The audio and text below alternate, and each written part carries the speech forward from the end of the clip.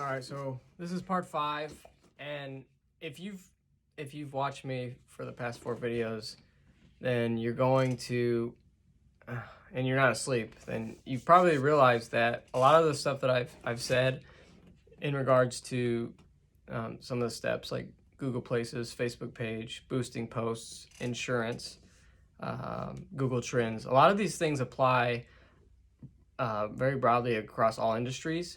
So it doesn't just work in the inflatable business, and a lot of these things that most of the stuff that I've talked about already, I've had to use in every business that I've started, because you need to find customers, right? You're gonna have to, once you start a company, get your customers in the door. You're gonna go bankrupt very quickly. So just keep that in mind. You can apply most of the stuff that we talk about across everything, not just inflatables. So take that with you and run with it. Be reliable, care about your customer, and then just figure out how to find your customer. So let's kind of skip ahead. There's a lot of things that I need to talk about in these videos. So not necessarily do they need to be in perfect order, because I'm just kind of uploading these raw. I'm gonna rely on Anthony at Can Do Ideas to give it to you succinctly, in perfect order. So I'm going to talk about the 10 mistakes people make when they start an inflatable company. This is a list that I put together to talk about, and it's in no particular order. Okay, this isn't like a top 10 where number 10 is, or number 1 is the most important. Okay, these are just 10 things that I came up with that I learned from my own mistakes and that I want to point out to you so you don't make the same mistakes I did. Okay, so the first thing is not taking a deposit. So when you don't take a deposit, and this is again something that you can apply across most industries where you have a reservation. If you do not take a deposit, and this applies with our axe throwing as well, when we have private events, my sister runs the company, and she doesn't take deposits over the phone. It's just another step that takes time. And if you don't take a deposit, people are a lot more prone to cancel on you. Okay, they don't have any incentive to maintain that booking. Okay, so like for example, they call you, they say they want to rent an inflatable, and then you tell them a price. Let's say that the price is $100. They're going to tell you to book it, and you say, okay, well, I need to take a deposit. If you take that deposit, they're gonna book it with you 99% of the time. The only way they're gonna cancel is if the weather's, it's raining, and that's pretty much it. Or they have something that catastrophic that happens that they need to cancel. They're not gonna cancel on you most of the time. On the flip side, if you don't take a deposit, these people they might cancel. They might just decide, they didn't spend the money. They don't have an incentive to stick with you. And so I just found that over 50% of the time, if you don't take a deposit, people cancel on you. I don't know the exact science of why, but I can just tell you that has remained true in every single industry. And just think about it from your perspective. Let's say that you want to, let's not say that you're renting a inflatable. Let's say that you're booking a party somewhere, okay? Or you want to have some kind of fun out. Like, let's use axe throwing as an example. You call axe throwing, you say, hey, I want to reserve a lane. And they say, okay, well, it costs $50 to reserve a lane. Well, how many people can I have with me for that lane? And they say 8 people. So you pay $50, and you start calling all your friends. Hey, I reserved this lane. Come throw axes with me. I already paid for it. It's already paid for. They're more likely to show up and throw axes with you if you tell them you already paid for it. Now, if you call them and say, hey, come throw axes with me, it costs $20, a lot of people are going to flake out. That's how people are. Okay, so take a deposit. I shouldn't have had to spend that much time on that subject. Just do it. Second thing I have is people don't account for pets. Okay, this is something that I had to learn the hard way, unfortunately. So there's two different pieces to this. The first piece is when people make the booking with you for the inflatable, they're not thinking about every single thing. They're putting this party together. They're trying to do 1,000 things. They're not in the inflatable industry, or they wouldn't have called you to begin with, right? So they don't think of everything. And that's your job. And one of the things that you're going to run into is that people are going to ask you to set up with shit in the yard. Like, they're going to literally throw a party with shit all over their yard because they have dogs and they just didn't think of it, right? Or they thought about it last minute. They go to scoop up the poop and there's wet poop and it's stuck to the grass, right? And then you set out your inflatable, you set out your tarp, and it just gets on the unit and it stinks, and it's going to be a pain to clean. And why would you want to have to clean dog shit in the first place, right? So when you have people call in and book or schedule online through your your booking service, let them know when you call them to set up the delivery time, to confirm it with them. Ask them, do you have pets? And if they say yes, you say make sure that they pick up all the poop before you come, and tell them, if we show up and there's poop, we're going to charge you extra. And if you tell them that, I promise you that poop's going to be not there, okay? And if it is there, then just charge them extra and make more money, right? And then the second thing is, in regards to the poop, is if, let's say for instance, that you bring out a unit and either the customer's keeping it overnight, or you just couldn't get to it that night and you had to call them and say, hey, I couldn't get to it because you're just running behind, something happened, okay? If they have pets and you leave a unit out overnight, chances are that their pet's going to go outside and they're going to pee on that unit. They're going to mark their territory. They're going to look for a place where they can't smell their scent, and then they're going to pee on it, okay? So it's just going to happen. If you let customers with pets keep your unit overnight, their animal is going to pee on your unit. And that is terrible because it's so hard to get pee out of a unit. Like, the smell, it's going to stay there forever. Like, another dog that comes up on your unit is going to smell it, and then they're going to pee on it, and then you just have this cycle of piss you can't get off your unit. So it's just something that you need to watch out for. You need to definitely warn your customers about having to charge extra for those types of things, so they're watching out for it as much as you are.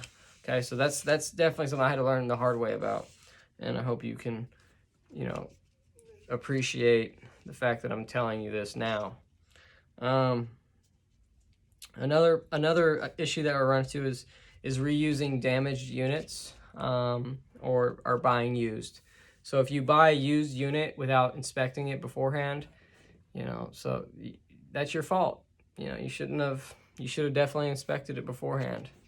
But reusing damaged units as a whole it's just not good for business. I mean, you don't want to be known as the company that's the cheapest company in town. Okay, don't come into the industry and think that you're going to get people's business because you undercharge every other business. Okay, first of all, the other businesses aren't going to like you at all, and secondly, you're just going to get problematic customers. Okay, that's the truth. Like, the worst customers are going to be the ones you charge the least amount, because they're just in life. Like, when you don't set the price point at something that you deserve, you're basically getting taken advantage of. Okay. And customers that are looking for deals are calling you last minute. They're not taking into account, the planning that you have to undergo.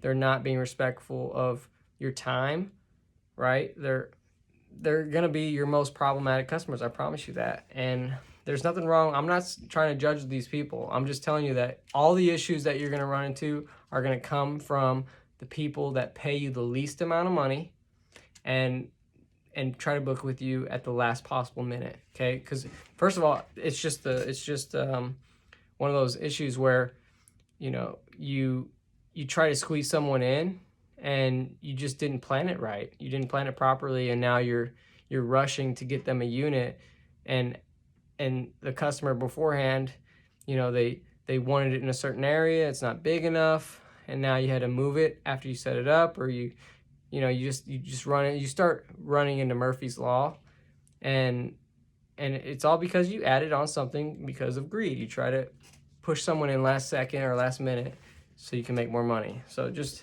don't even take on that responsibility in the beginning until you have experience and you know exactly what you're doing and exactly what you're getting yourself into. Okay.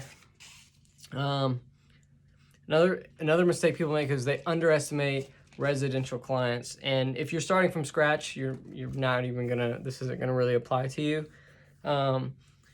Whenever I got into the industry, my wife and I, we started with 1 unit, 2 units, 3 units. And then after that, we got lucky and someone reached out to us that was local and they were getting out the business. And so we purchased their business and we got all the their clientele that they had established over time, like churches and schools and just commercial stuff. And so we kind of underestimated residential clients in a way because we were kind of spoiled. But look at it like this. This is how this is a lesson that I learned.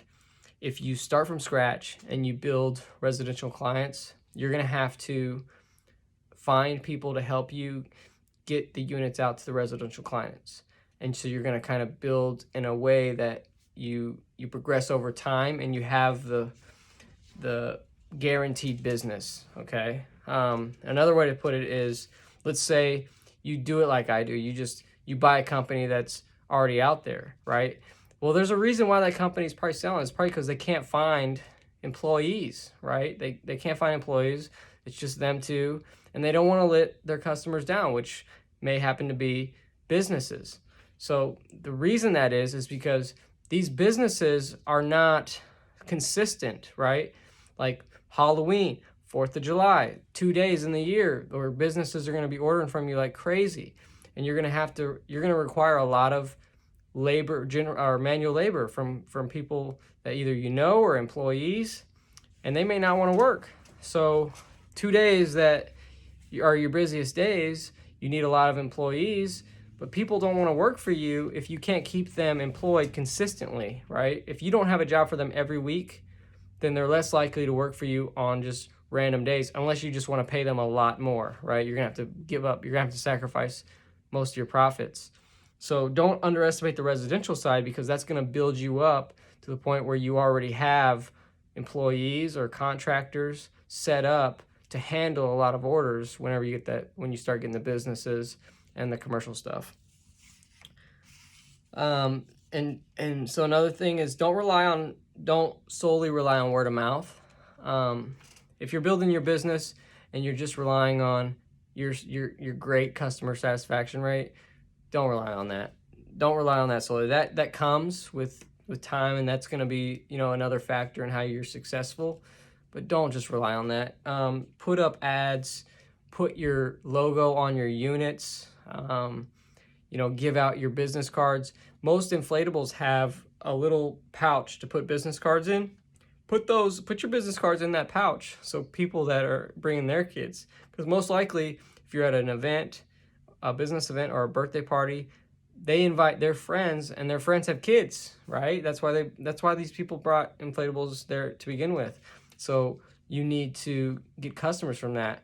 And if those people, if you're just relying on your customer to give you a good word of mouth, or just give you good feedback to them and recommend you, then they're less likely to remember you if you just solely rely on them having that communication back and forth, right? Because there's going to be a lot of things that happen at these parties that them telling you that this company was awesome may not fall exactly on the scale of the best thing that happened that night.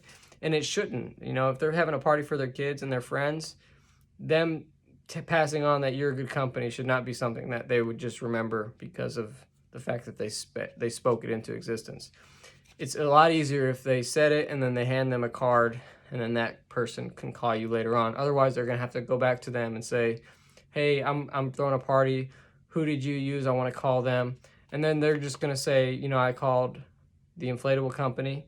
They're going to type in inflatable company, and then whoever's first on the list is going to get their business, right?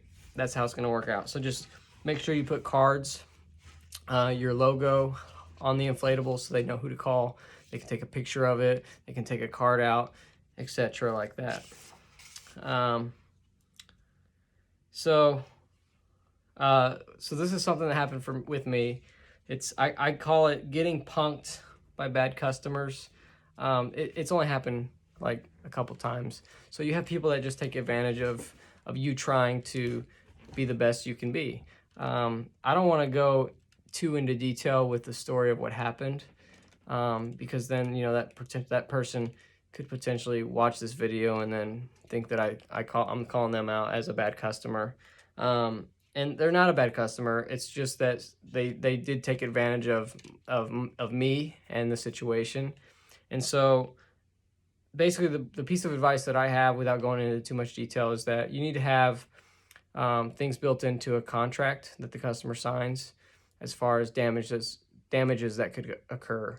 I'll give you another story of something that happened where I was setting up an inflatable. I was pounding in the stake, and the stake went through a water line. And whenever I didn't even know that it happened until I pulled the stake out the next day, and then water started coming out of the hole. And so these people, obviously they had to call a plumber and get this thing patched as soon as possible. Now, they were really cool about it. Their father was actually a plumber, and so they weren't asking for anything in return. I returned their money because I felt an obligation to do something, because I was the one that put the stake through the ground. But my contract does specifically state that they need to mark the lines for me, and they need to be aware of that. But most people don't read the contract, and you can't expect them to read the contract. They sign it and they don't read it in 99% of the cases. And that wasn't something that I specifically went over with them before they signed the contract. So I wasn't going to be the guy that said, hey, I'm not going to pay for this. I'm not going to be responsible for this. It's no sweat off my back to just refund their money and have them deal with it, and then I don't end up with a negative review. And they haven't rented with me since, but who knows if they will again. They definitely didn't leave a negative review. In another instance, we had a crew that was setting up an inflatable, and they ran into a brick wall, and the brick wall actually fell over and crashed, and it was crazy. Like you'd think that a brick wall shouldn't fall over. And so you're gonna run into this a lot, because people are gonna, again, this is built into our contract, where we require a certain amount of distance for our inflatables to get through their gate. And a lot of people, like I said, they don't read the contract. So you're bringing these inflatables, and they're really big, they're rolled up, but they don't fit through the gate. So you have to force them through. And 9 times out of 10, you're gonna get through and there's no issues. A brick wall should definitely not have issues, should be the strongest of all 3 walls. But in this instance, the brick wall fell over, and then the customer wanted us to pay for that. And we did. Once again, we're just trying to make them happy. It's not something that happens every day, so we paid for it, and the customer was happy with that. Another mistake people make is paying too much for inflatables. Now, the big thing here is that people are going through middlemen or middle women or middle companies, right? They're going online, they're trying to buy an inflatable, and if they're getting them brand new, they're paying for them through a company that's getting them manufactured in China. So they're just charging you X amount over what they pay to get it manufactured and shipped to them, and then they're making a profit off of that. And that's basically how everything has been over time, because the internet hasn't been around forever, and most companies, there's just certain levels of business where you have the manufacturing side and you have the sales side, just like a car dealership, right? Why can't we just go straight to the manufacturer? Well, we are, like Tesla. They're really popular now. So most people right now are going through middlemen or middle companies, and they're just paying more than they have to. You can just go direct to China, okay? That's the best way to get a brand new unit, is go direct to China. Now, you might run into a Chinese company that's scamming you and not giving you high quality, but I promise you, they're not doing that on purpose. They're not trying to make a unit that sucks. They want to satisfy you just like any other company. They want to make something good for you. So if they do a bad job, tell them that they did a bad job, and so they can fix themselves, but just don't order through them again. Now, if you can't communicate with them, like if you're going and you're ordering something and you can't communicate with them in any way, like you're telling them stuff, test them. If you're saying things and then they're just like responding in a way that obviously they don't understand you, don't order from them, because obviously they don't have, you know, they don't have communication down pat. And then on the other side of that is buying used units for too much more than they're worth. You know how much you can get brand new units for direct from China. You know, at least I know. And so, like I told you in an earlier video, you shouldn't be paying more than $1,200 for a bounce house. And you know, I pay under $2,000 for a brand new water slide. So, you know, that's the and I'm not gonna give you all my secrets unless you help me out a little bit. But the point is that if you're paying $4,000 for a water slide, it's probably too much, right?